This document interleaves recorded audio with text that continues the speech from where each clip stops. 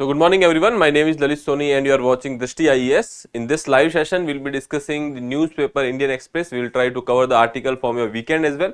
So let's start the discussion. We will start with the practice question which was given to you in the previous lecture, and then we will move forward with the fact of the day.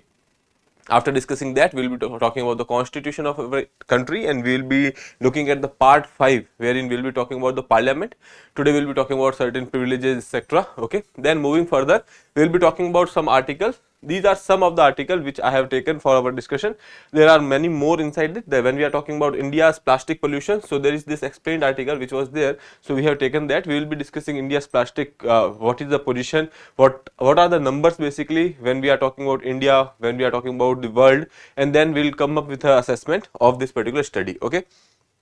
Moving further, Goa's land use laws. Okay. So when we are talking about land use laws, with respect to the environment, there are certain concerns, okay, and there was certain recently there were certain changes which has been made by the government over there, and because of these changes there are certain concerns which has been raised. We will be talking about that.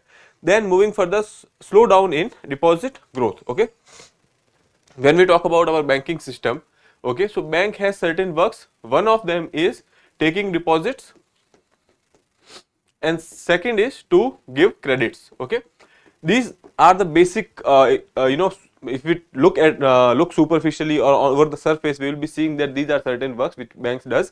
So when we are talking about the credit, that is growing at a nice pace, but when we are talking about the deposit growth, okay, so there is a slowdown in the deposit growth. Again, deposits are growing, but there is a slowdown. The speed at which they are growing, that is lower. Okay, so we will be talking about that. And there are other articles we will be discussing. For your own read, there will be one article, and in the end there will be a practice question. Okay, now let's see. The question was, when was the Swachh Bharat Mission SBM launched? January 1st 2015, October 2nd 2014, December 31st 2013, November 15th 2016. Okay, so you must remember that this was the birth anniversary of Mahatma Gandhi, and when we are talking about the 2nd October 2014, that is the basically date on which your Swachh Bharat mission was launched. Okay, I hope that is clear. Now we can move further and we will be discussing a fact of the day.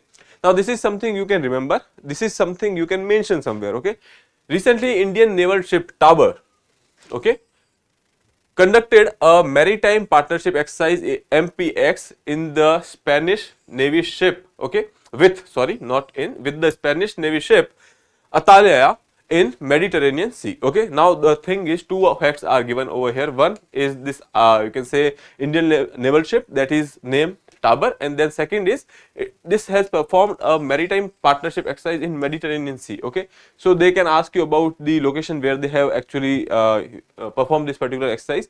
Second thing is, if you are writing answer about any kind of defense technologies, etc., or you can say as a matter of security partnership, etc., you can mention such things. Okay, so despite India being located and our interest being located in the Indo-Pacific region, we are going for such exercises in Mediterranean, showing that we have defense partnership till there as well, in the Europe as well. Okay, I hope that is clear. So that you can mention. Moving further, we will be talking about the Constitution Part 5, the Union Government, which we were discussing. This is a lengthy chapter, so it will take a little bit of time. Okay, now part 5, article 93, the speaker and the deputy speaker of the House of the People. Okay, now when we are talking about the House of the People, we have seen that when we are talking about the Rajya Sabha, we have seen that the vice president will be the chairman over there. Okay, and then there will be a deputy chairman in case vice president is performing duties as president. When we talk about the Lok Sabha, there will be a speaker and deputy speaker. When speaker is there, then speaker will be chairing the Lok Sabha. In the absence of speaker, deputy speaker will be chairing. Okay, now when we talk about speaker, speaker has certain powers. Most of the time you will be seeing that speaker is the one who is taking care of the business, how the business will run in the Lok Sabha. So that is his job to do. When we talk about the government, you know that when government actually goes, or you can say, let's say 5 years of a particular government has concluded, so when government is going out of the office, speaker will not go until unless the, you can say, new government assembles for the first time. Okay, so when we are talking about the not government, basically we are talking about Lok Sabha here. So when the Lok Sabha is dissolved, okay, or Lok Sabha, completes its tenure. In that case, when Lok Sabha is not there, then also speaker's post will be there. Okay, and at that point of time, when the new Lok Sabha will come into picture, then only he will leave his office. Then there will be a pro tem speaker, and they will announce and they will observe the oath and affirmation of the new speaker and their election, and then new speaker will take the place. Okay, so that is about speaker. Other than that, speaker has certain power which are there with respect to money bill, etc. You know that we will be discussing that later. Then coming to Article 105, power, privileges, etc. of the House of Parliament. Okay, so when we are talking about the houses of the Parliament, when we talk about Lok Sabha, when we talk about Rajya Sabha, all the members who are actually speaking inside the House of the Parliament, they have certain privileges, they have certain rights, and they will not be questioned in the court of law. So these you can say privileges are there. Okay, other than that, when we are talking about the freedom of speech, okay, to ensure that every representative have a freedom of speech, we have certain privileges. Okay, now these privileges are actually mentioned in Article 105, but they are not coded. When we are talking about these privileges, there is no document which is talking about entire privileges that such and such will be the privileges of the house. Okay, but there are certain conventions. These conventions are being followed with respect to the privileges. Okay, now that is one thing. When we talk about Article 105, that is talking about the freedom of speech and expression of the representatives which are there in the house. Other than that, there are parliamentary committees, etc., member of that committees, etc. Now, how it is different from Article 19, because Article 19 is also telling you that you should have a freedom of speech and expression. Now, here is a difference, that when we are talking about the Article 19, there are certain restrictions which are put over there. Okay. Now, when we are talking about the privileges in the Parliament, if you are saying something, okay, so you have certain privileges that you will not be questioned on that particular particular statement which you have made in the Parliament. Okay, so you can say that in a sense you can say there is no restriction over here. Now that is choice of speaker, let it to be in the record or not, that is a different story. But if you are speaking something, there is no restriction in the Parliament and the House of the Parliament. Okay, so that is the basic understanding. Now moving further, Article 109, that is talking about the special procedure with respect to the money bills. Okay, this is the questions which has been asked in UPSC prelims 2024. Okay, exactly this article has been asked over there. Now, when we are talking about article, generally we see that Article 110 is the article which is talking about the financial bills, etc. Okay, but Article 109 is talking about the special procedure with respect to the money bills. Now, what is money bill? Money bill are the bill which are related to, you can say, appropriation of money out of the government's fund. Okay, that is one thing. Second thing is, these are the bills which are talking about any kind of you can say imposition of taxes, etc., or money matters. You can say in the normal or the layman's language, you can say that if there is a money matter, then there will be a money bill. Okay. Now there are different type of finance bill, financial bills, etc. That is a totally different story. Right now we are focusing on the money bill. When we are talking about the money bill, there is a special provision and special procedure which is given in Article 109. Now who will decide what is the money bill? Okay, or which bill is the money bill? Here, Speaker. Speaker has the authority to decide whether this particular bill is money bill or not.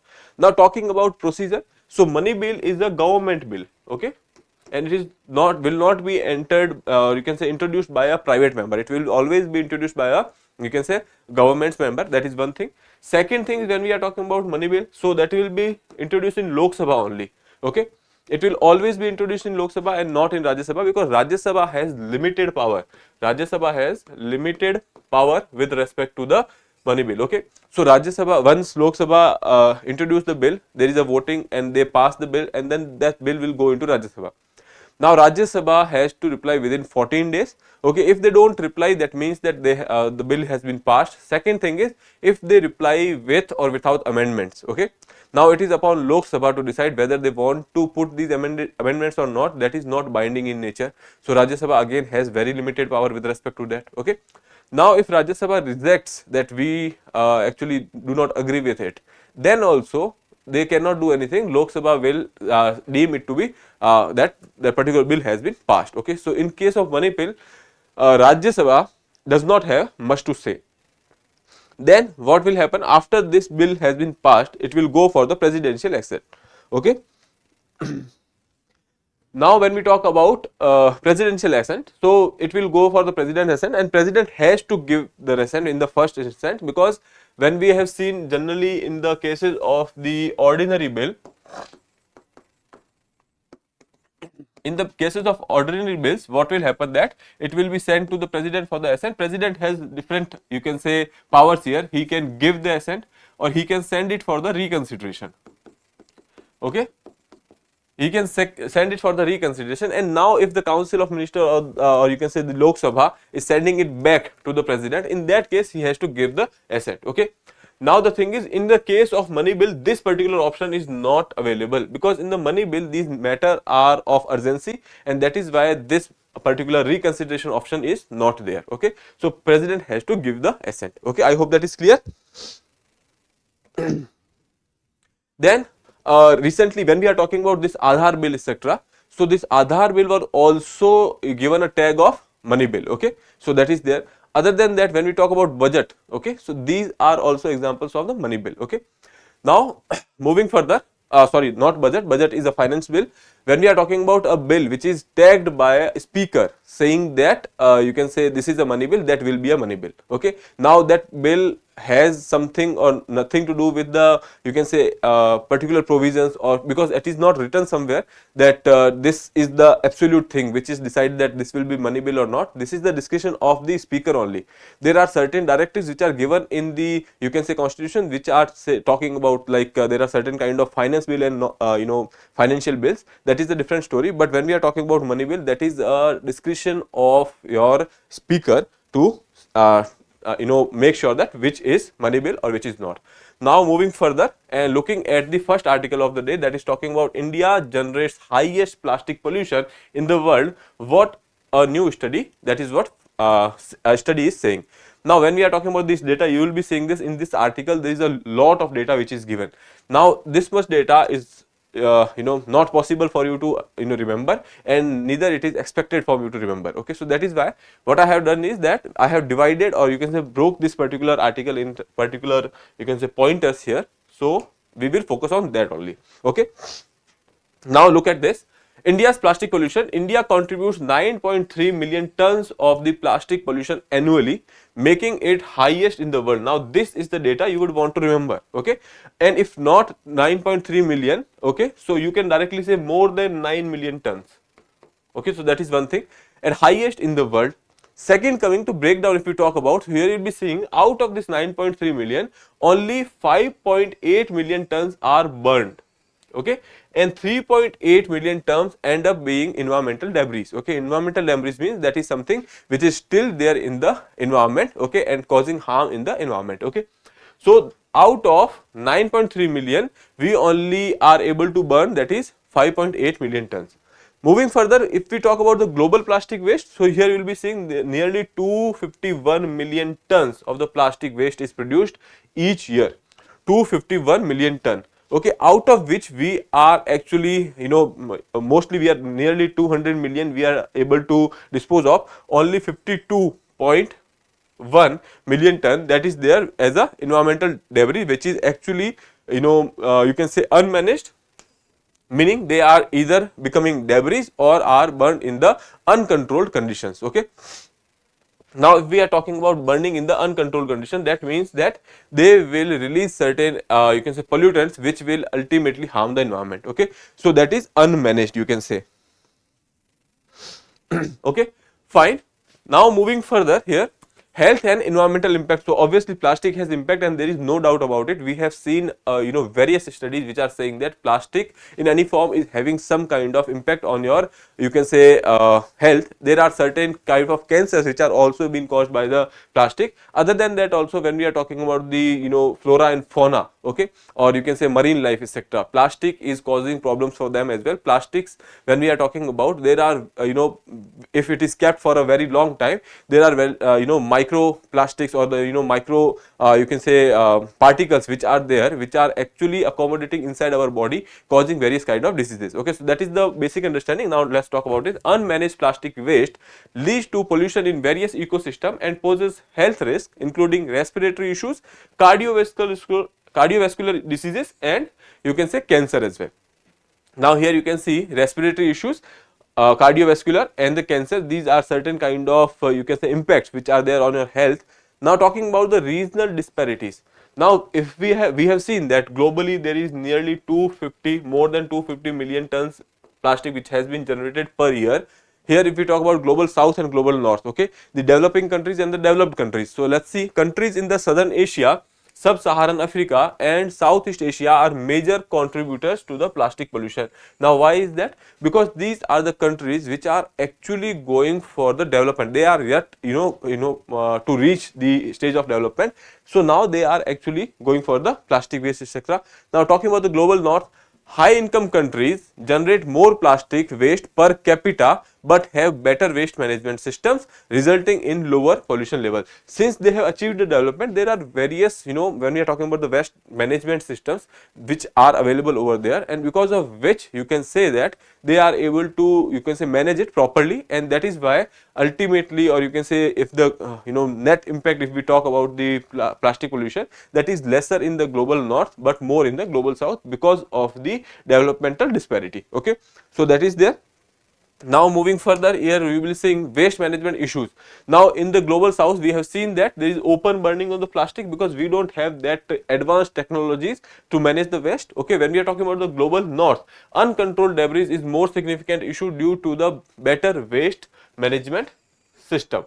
Okay, so they have better waste management system, but if there is something which is unregulated or uncontrolled, that is their problem. Okay, whatever they are able to regulate, whatever they are able to segregate, or you can say when we are talking about the waste management, there are two different parts. One is collection and second is segregation. If they are able to collect it and segregate it, that means that they have a better waste management system. But the one which is uncontrolled, which is not being collected, that is the problem for them to rectify. Right now when we talk about India, okay, we have problems in the collection as well, segregation as well, and whatever waste we have, we go for the open burning. Okay, when we are talking about the open burning, ultimately it is harming the environment. Then international treaty, if we talk about, okay, so here you will be seeing UN negotiation, a legally binding international treaty on plastic pollution is being negotiated and is expected to be finalized by end of 2024. We are actually working on that. Now when we are talking about debate, there is a debate on whether the treaty should focus on the reducing plastic production or improving the waste management.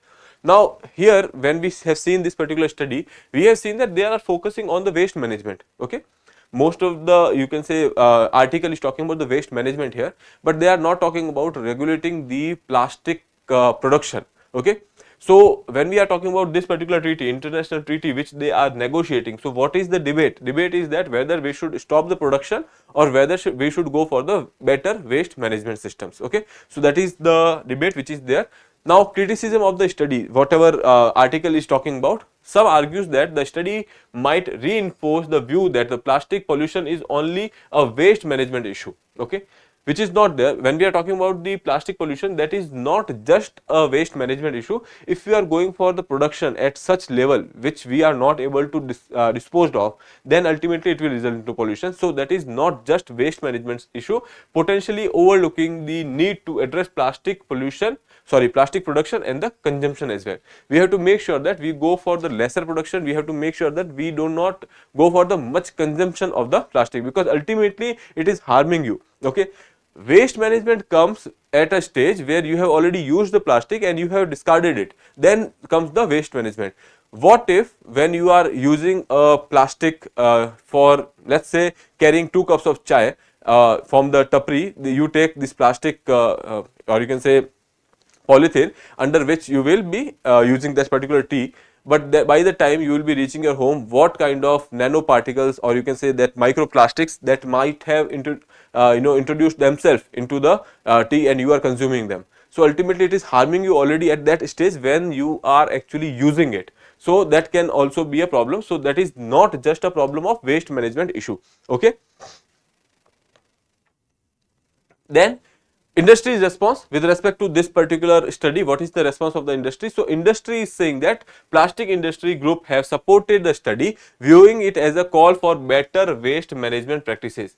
Now since this particular study is focusing on the waste management, so plastic production companies are supporting it. Obviously that is in their favor. Okay, so I hope that is clear. Now we have talked about this particular issue in comprehensively. So this much would be sufficient for any question which is regarding your plastic related pollution. Okay, now moving further, why changing Goa Land Use Law? The process raised red flags. Okay, so recently when we are talking about these Western Ghats etc., these are the area which are eco-sensitive areas. Okay, and in these areas Goa is also part of that particular area. And when we talk about the land use laws, the kind or the way you are using the land, that actually impact the environment and ecology as well.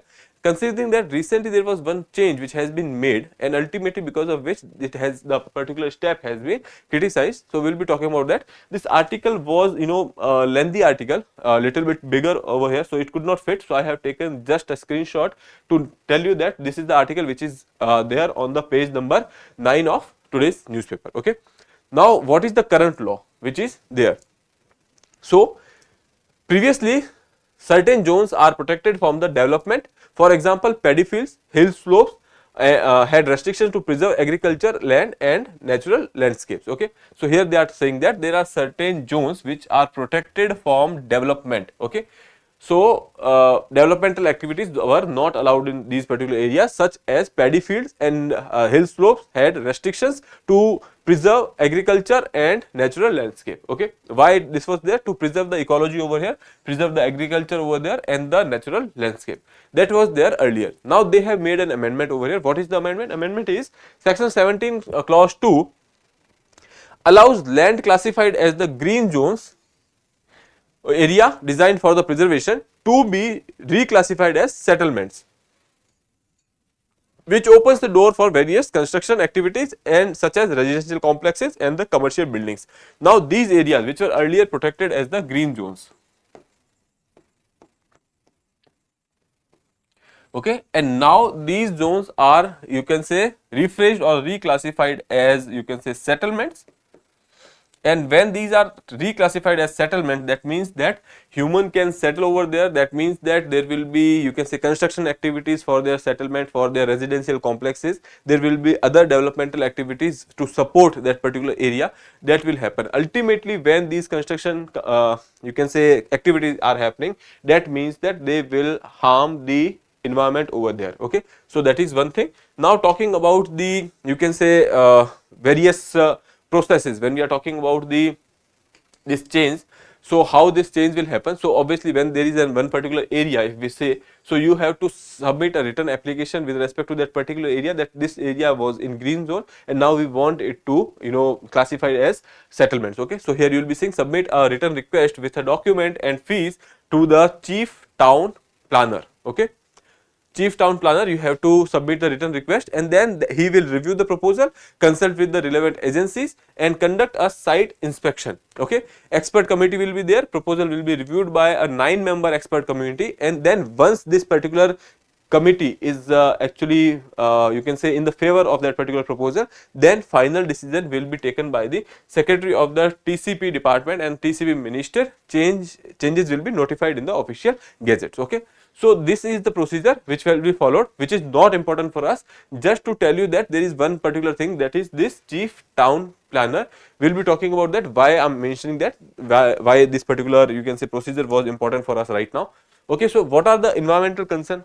Obviously with respect to the developmental activities which are happening over there, so you have to go for cutting the, you can say, trees over there, or if there is an agriculture field you have to remove that, then only you can go for the construction activities, for the, you can say, settlement activities. So conversion leads to destruction of hills, fields and natural cover. Then loss of agriculture, since paddy fields were also included in that. Okay, there are various orchards which are there, they will be converted into, you can say, settlements. Then real estate impact. value increased. Now we know that these are the, you can say, farm area earlier, and now since development activity is happening, roads will be going from there, there will be hospitals, schools. That means that the value of this land will start to increase. Okay, so there will be a boom in the real estate sector of that particular area. So here we will be seeing reclassifying significantly increase the land value, attracting speculative investments. Okay, then developer benefits, real estate lobbies and developers against gain from the changes, often leading to high end and the speculative projects. Okay, so ultimately there will be avenue for various constructors, for, or you can say various business houses, for them to go for this particular area and invest there, build, go for the construction of the big buildings over there. Now process integrity issue. Now the thing is conflict of interest. As I told you that particular term TCP. Now this town planner, okay, so he will be involved, since we have seen that the application will be mentioned, will be given to them, there will be expert committee, and ultimately TCP department will actually go for the approval. Now since involvement of TCP is there, that is the department which is which is there for the town planning, and the politicians in approval process raise concern about the conflict of interest. Now if there is some kind of nexus which is there between the politicians or the TCP officers and developer, then it will raise certain concerns. So that is there.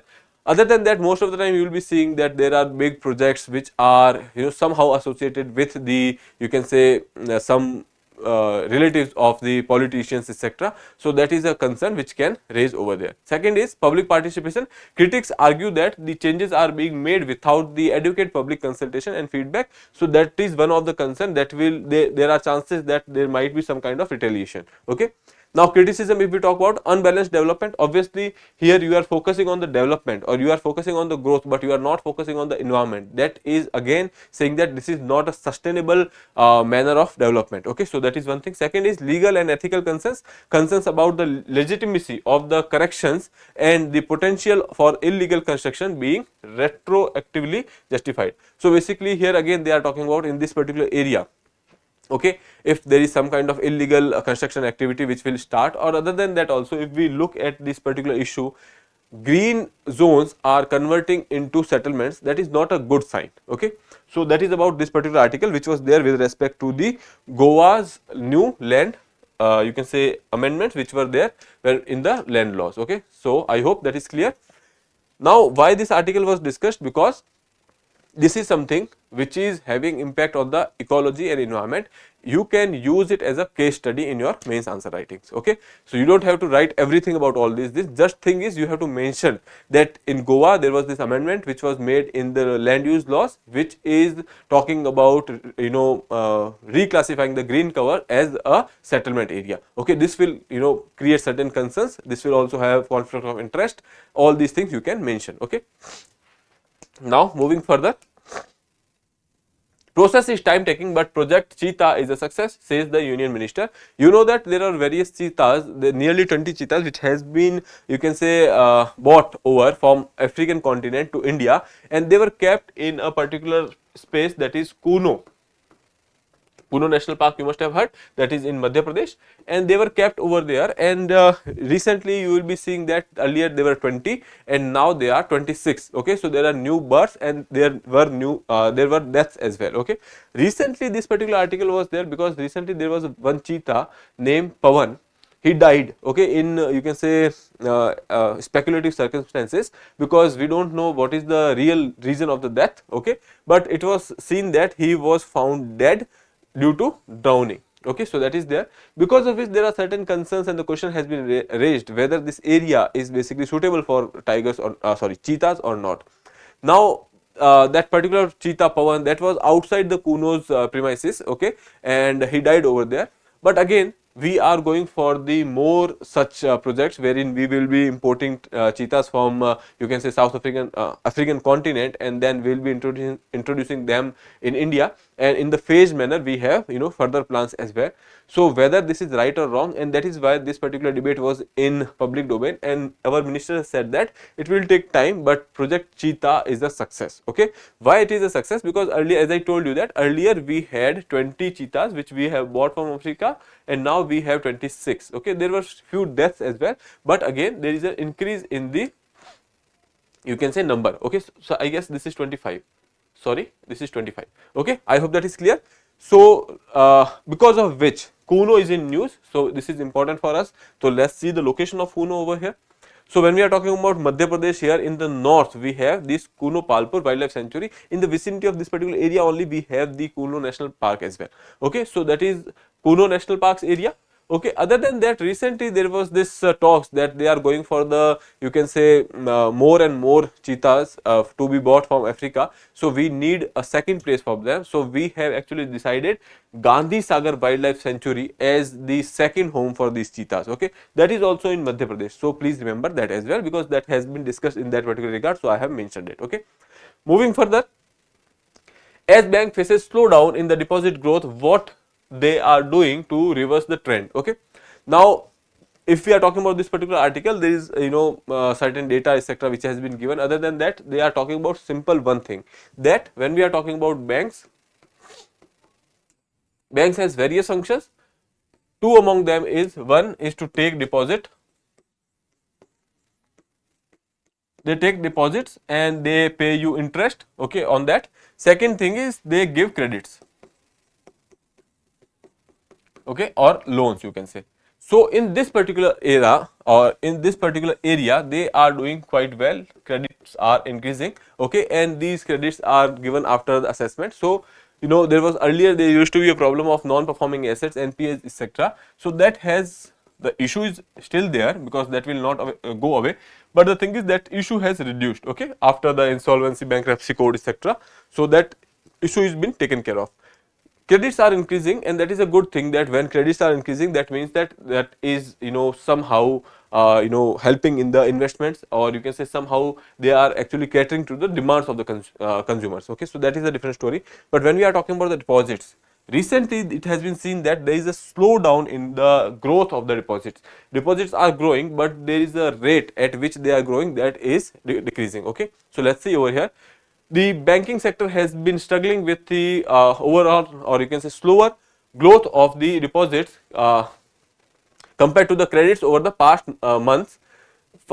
few months. Okay, when we are talking about the quarter which has ended in June 2024, in that particular quarter they have seen that the recent growth is 11.7%. Earlier that growth was 15%. Okay, so basically they are saying that there is a decrease in the you can say percentage of growth. Okay, now why is that happening?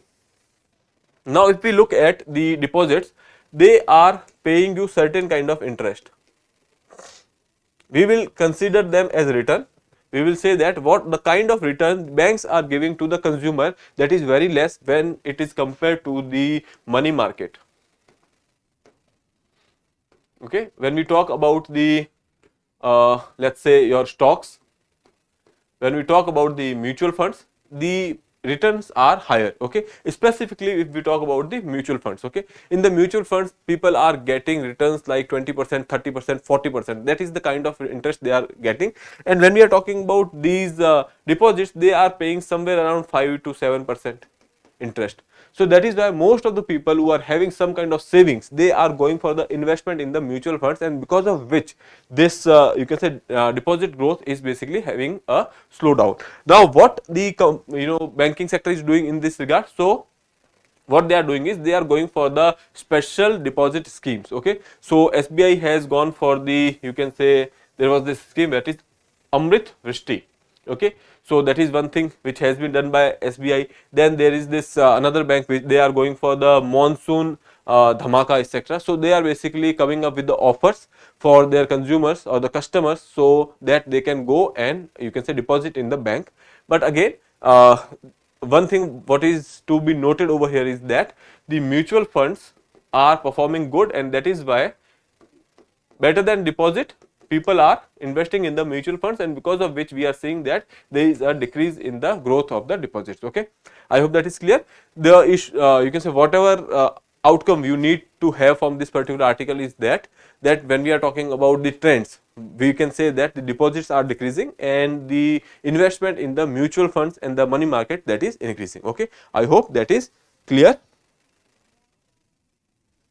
Okay, fine. Now we can move further to the next article. Biren calls on the center to protect Manipur's territorial integrity. Okay, so you know that in Manipur there are these issues going on. 2 days back or 3 days back, we have discussed the Manipur issue. Now we will not go into details of that, but you know that that is a ethnic, you can say, crisis over there. There are various communities which are fighting against each other. Okay, and one of the community is politically dominant over there, that is the Methi community, and there are Kukis, Zomis, Mizos, these are there which are fighting against them. So that is one thing. Okay, there is a proportion of Naga community as well. So all these communities are there. Now the chief minister of the state, he has said that the center has to come for the rescue of the territorial integrity of Manipur. Okay, when we talk about Manipur, there are various ethnic communities and they are wanting their own different lands as well. When we are talking about the Nagas, they are talking about the greater Nagalim. Okay, when we are talking about Kukis are talking about the Kuki land, etc. So that is one thing. And second thing is, they have said that you have to come and revoke the agreement which has been made with the, you can say, these communities. Earlier there was this peace agreement, suspension of operation agreement, which has been signed by the tri-party, that is Manipur central government and the, you can say, communities over there. Okay, but there is not much of a full stop on the violence which is going on over there. So that is why the chief minister has asked the center to revoke that and then to have some action on these, you can say, those persons who are causing the violence, etc. in that particular area. So that is why this particular article was in news. We have talked about the Manipur issue earlier, so I don't think it is necessary for us to go back into that.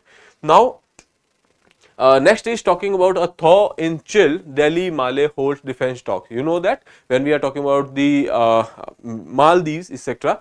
So you know that there was this issue earlier which was there. So considering that, this article was there, and why? Because after that particular issue, for the first time there will be defense secretary level talks. Okay, when we talk about the election which has happened in Maldives nearly around November somewhere, wherein they have elected their new president, that is President Mohammad Moizu, and he was having this China, inclination towards China. During the election campaign also, he has started a particular campaign, that is India Out campaign. Okay, and after the election, after the victory, he has actually gone for removal of the various, you can say, military personnel which were deployed over there for, operating machineries over there or the equipments over there. So he has removed them and they have actually replaced with the, you can say, civilian technicians over there. Now after that, there was this tension which was there between Maldives and, you can say, India.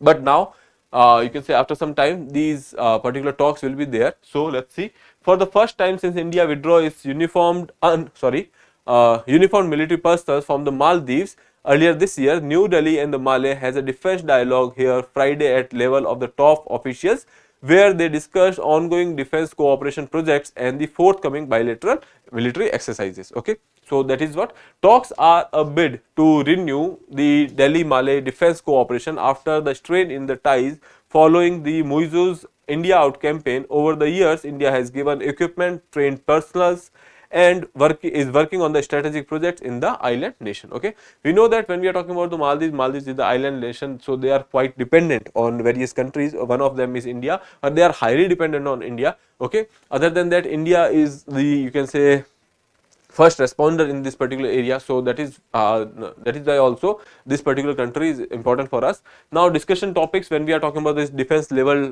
dialogue. So here we will be seeing that ongoing defense cooperation on projects, forthcoming bilateral military exercises, high level exchanges, and the capability development.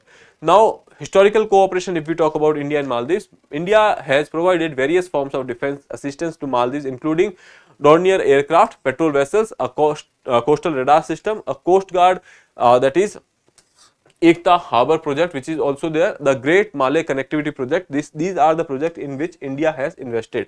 Now talking about the future outlook, other than that also when we are talking about this, when we talk about the disaster management, etc. So India and Maldives are working on that area as well.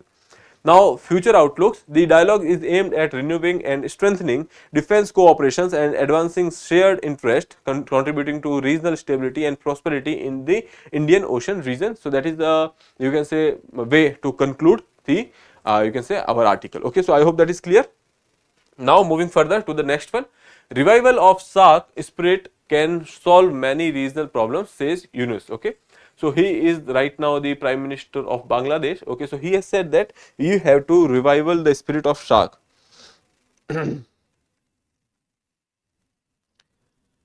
Why center is not declaring emergency under Article 356. Okay, so you are talking about with respect to Manipur. Now that is a very, you can say, a difficult step to take in. Okay, when we are talking about the emergencies, etc., these are very harsh on the human rights.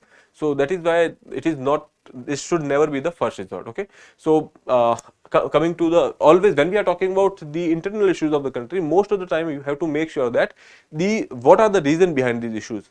Generally speaking, when we talk about the Manipur issue, that is developmental disparity. So you have to target that. You have to make sure that there is, you know, short term measure should be to stop the violence. Okay, that can be done by the you know, local police and the, you know, let's say any kind of special forces. Then second thing is to go for the medium term goals. What is the medium term goal? That is to build, you know, trust in the state's government. Okay, law and order, you have to make sure that people have trust in the law and order.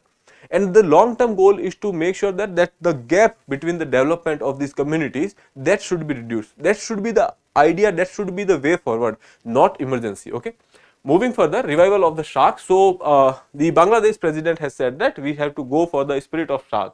Now you know that after 2016 SAARC was dormant. Okay, why? Because after you know, that was the time when there was this Uri attack. Okay, after Uri attack, we have decided that we will not go for the, you can say, terrorism and talks hand in hand.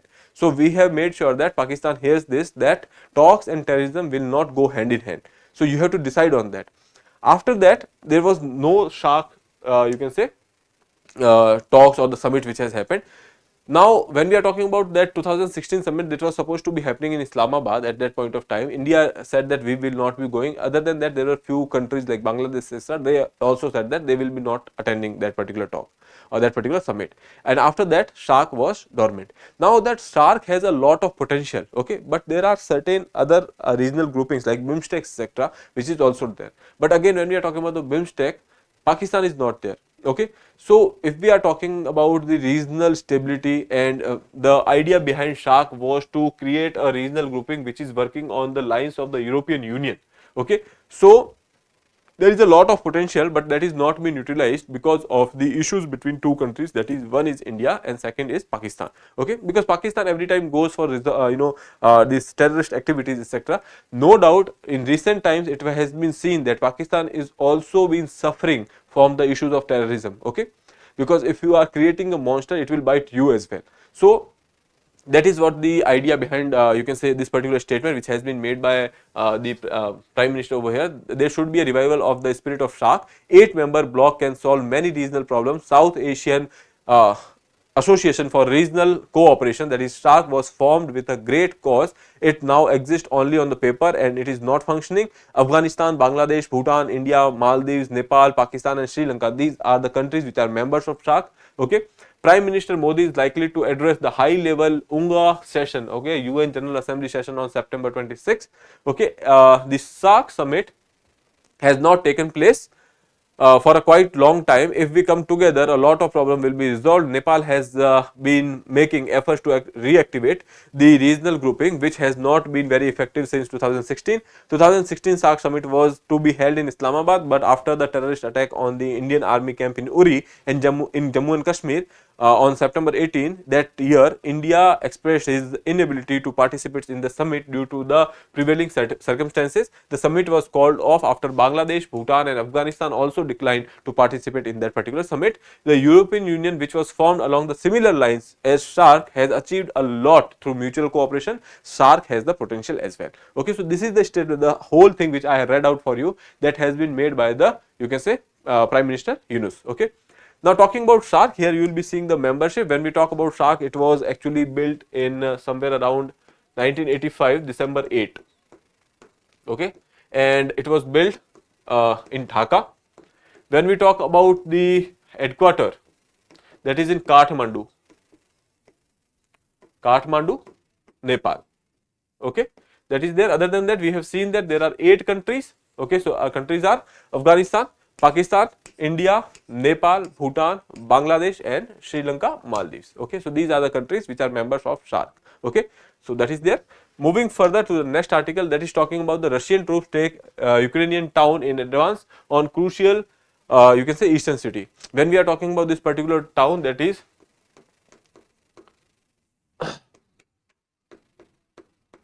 Pokrovsk, I don't know how to pronounce this, Pokrovsk. Okay, so this particular town or the city has been taken over by the Russian military in the Ukraine. Now this particular city is quite important because of the rail route. Okay, now because of this there might be a problem in the troop movements etc. in the Ukraine.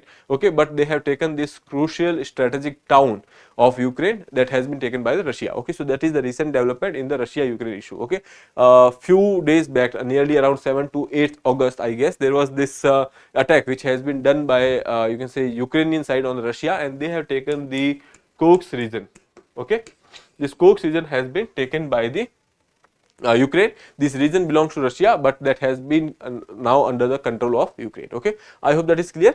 Now moving further, that is the last part, that is for your own read. There is this article, use of artificial intelligence in warfare. If you are interested in the internal security etc., so you can go through this particular article. Okay, and in the end, for your practice, there is one question: which of the following which of the following country is not a member of SAARC? Okay, Bangladesh, Nepal, Sri Lanka and Myanmar. Okay, so let's wrap it up over here. I'll see you in the next video. Till then, have a good day. Thank you, and if you have not subscribed the channel, please subscribe it. Have a nice day.